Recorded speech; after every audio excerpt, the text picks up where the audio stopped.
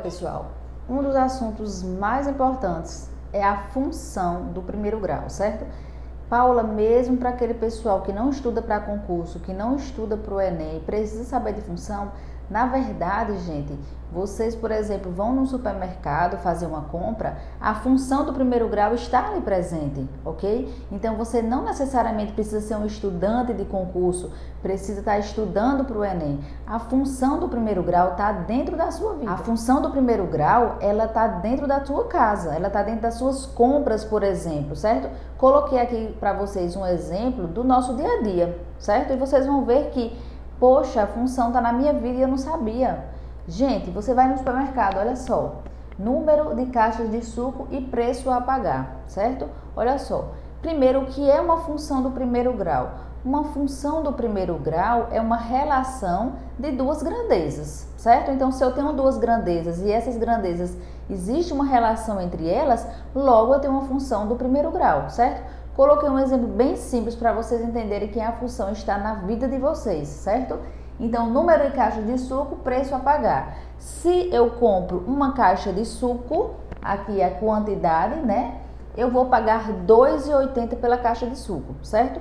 Se eu comprar duas caixas de suco, eu vou pagar R$ 5,60 e assim sucessivamente. Então, essa relação, você já faz isso no seu dia a dia. Se você compra um pão, você paga aquele valor. Se você compra 2 pães, você paga aquele valor. E assim sucessivamente, gente. A função do primeiro grau está dentro da sua vida, está dentro da sua casa, entendeu? Sempre que você está indo fazer uma compra, por exemplo, existe a função do primeiro grau, certo?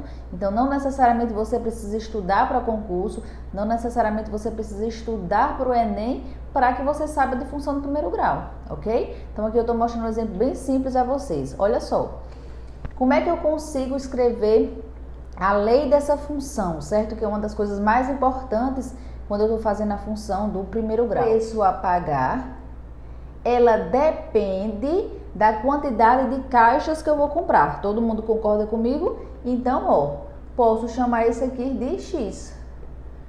Esse preço a pagar, que é a minha variável dependente, ela está dependendo do número de caixas que eu vou comprar, ok? Eu chamo isso de Y ou de f de x, porque é uma função, ok? Então, vou chamar aqui de f de x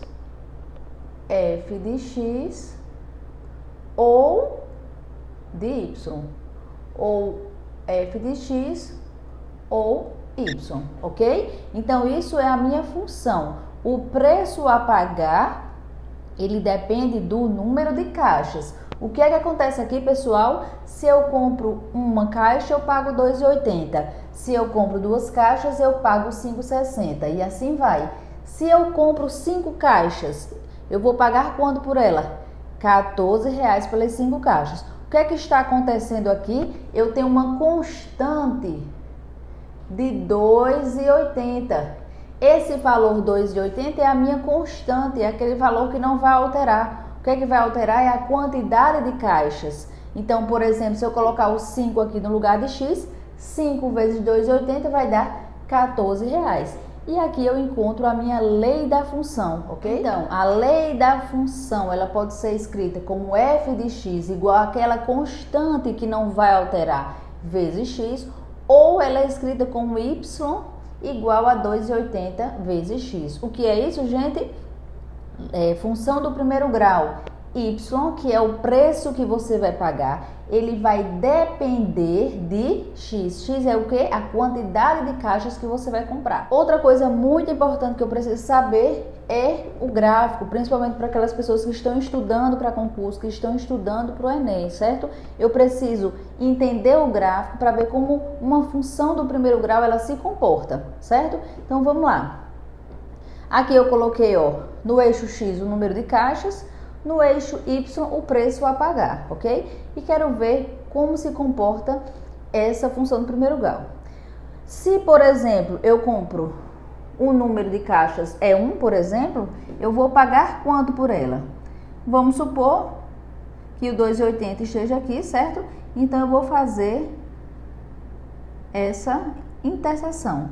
Então, por uma caixa de suco, eu pago R$ 2,80. Se, por exemplo, aqui, pessoal, for 5, então eu quero comprar 5 caixas de suco, eu vou pagar quanto por ele? Por exemplo, ó, o 14 está aqui, certo? Então, faço essa interseção, encontro. Gente, para encontrar uma função do primeiro grau, eu preciso graficamente apenas de 2 pontos. Ligo esses 2 pontos e aí eu encontro a minha função do primeiro grau graficamente. Se ela está crescendo, então se eu compro uma caixa de suco eu pago 2,80, se eu compro 2 caixas eu pago 5,60 e assim ela vai crescendo. Então isso a gente chama de uma função do primeiro grau crescente. Então é uma função crescente. Ah, Paula, mas existe outro tipo de função? Existe uma função decrescente? Com certeza. Vai depender da relação das suas grandezas. E outra coisa importante que a gente tem é o zero da função, certo? Quando é que vai encontrar o zero da função? Por exemplo, para esse exemplo aqui, eu tenho y igual a 2,8x ou 2,80, certo? Então, quando é que isso vai... quando é que eu vou encontrar o zero da função? Quando o meu y, que é a minha variável dependente, for zero. Então, ó, 2,80x igual a zero, logo x é igual a zero. Então, o que é que vai acontecer aqui, ó? Quando for zero, o meu x, certo? Vai ser zero também o meu y, certo? Então, o meu zero da função eu encontro quando? Quando a minha variável dependente for zero. E aí eu encontro o que a gente chama de zero da função. O zero da função é o valor de x, ok? Então, 3 coisas importantes que eu preciso na função do primeiro grau. Lei da função, encontro minha lei da função. Encontrar o meu exemplo graficamente e eu vejo se essa função é crescente ou decrescente, ok? Lembrando, gente, que se o meu A, que é a minha constante, certo? O meu A aqui, a minha constante for positiva, eu vou ter uma função crescente. Se essa meu A, né? Se essa minha constante for negativa, eu tenho uma função decrescente, ok?